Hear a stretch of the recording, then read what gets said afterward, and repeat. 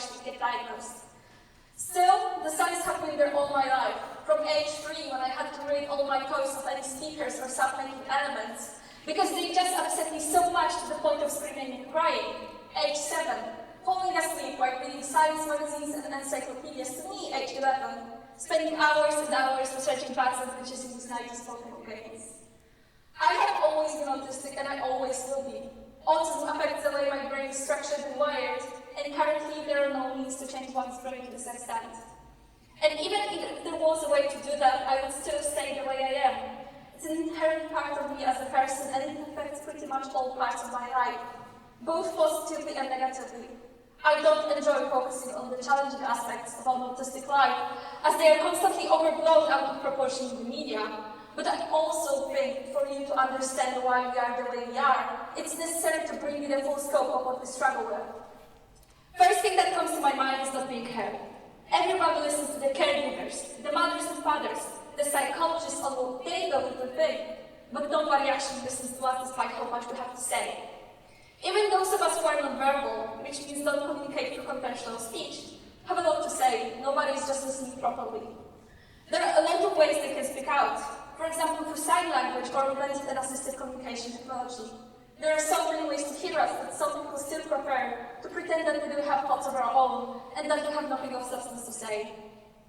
But there are those who overcome these barriers anyways. I follow many bloggers who, despite requiring full-time care and assistance in basic activities of daily living, still manage to find joy in life and use their blog as a space to express themselves, do something that is so often taken away from us on the basis of they don't understand anything anyways. And even though they might use proper grammar or wording we might consider to be normal, they require screen readers or have difficulty typing on their own. It is extremely important to remember that all autistics are human.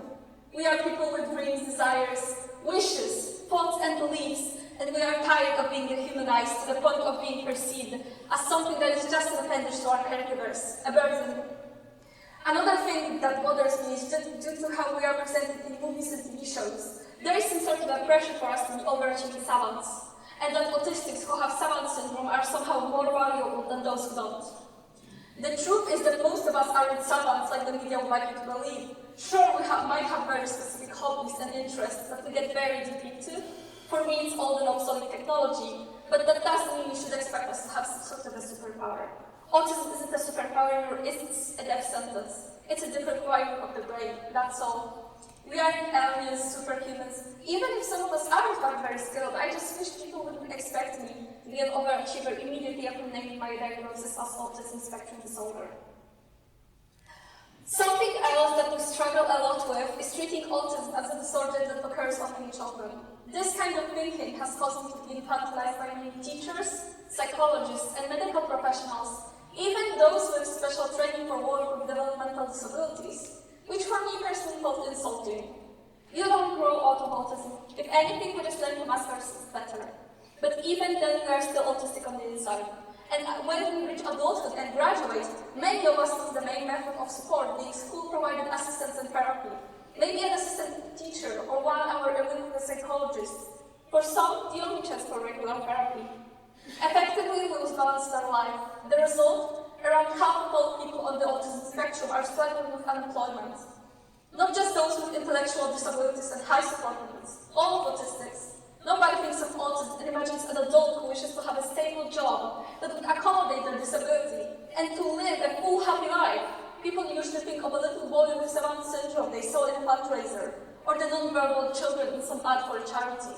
It's terrible. Even though we are invisible, we are still here and still need to somehow support ourselves and live.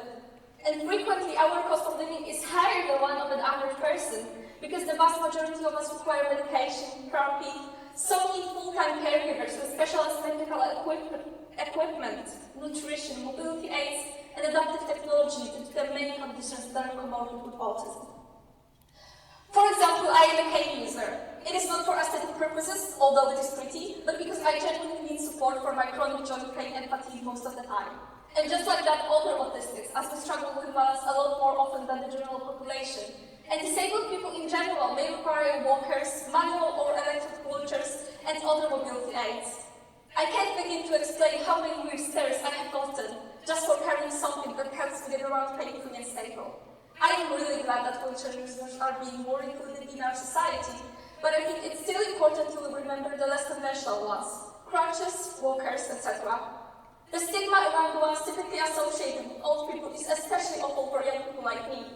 And despite the fact that it does look cool, there have been moments when I just folded it up and hid it away in my bag because I felt like the pain in my joints was more bearable than the shame of carrying my cane. And even then I have managed to come upon people who decide that because I don't have the cane all the time, or don't hold on to it for dear life, I must be faking whatever I am having. Doctors still can't figure this one out after more than a decade.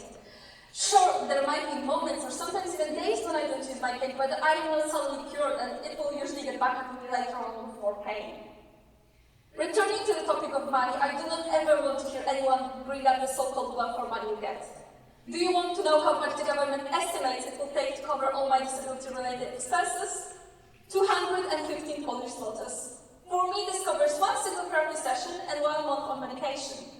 It was estimated that currently I require at least 1 therapy session a week, which would realistically raise this amount to well over 800 zlotys. But as you can see, this is clearly not the case. I don't ever want to hear anyone whine about how those disabled people do nothing but sit and get taxpayer money for free, because the reality is harsh. Even those with more severe disabilities that cause someone to be without means to support themselves are left in poverty. We keep hearing about the vague term of supporting people with disabilities, but when it comes to actually providing tangible support and creating change in society to make us feel more included and allow us to live and thrive, all we get is radio silence.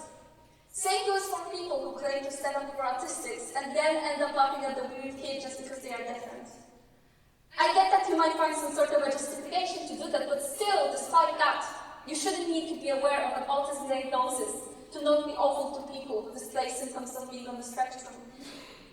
I have so many friends who are just like me, and not a single one of them avoided bullying at school for being themselves. Nothing more, just being.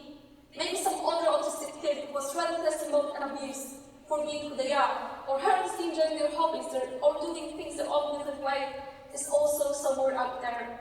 To you, I want to say, keep being yourself. Embrace yourself as who you are and don't abandon your identity because some people decided for you that it should be too shameful or childish. I hope you thrive in life and find yourself doing what you love. The life of an autistic is a challenging one, but even despite all the challenges, living a happy life is possible and even more so worth it.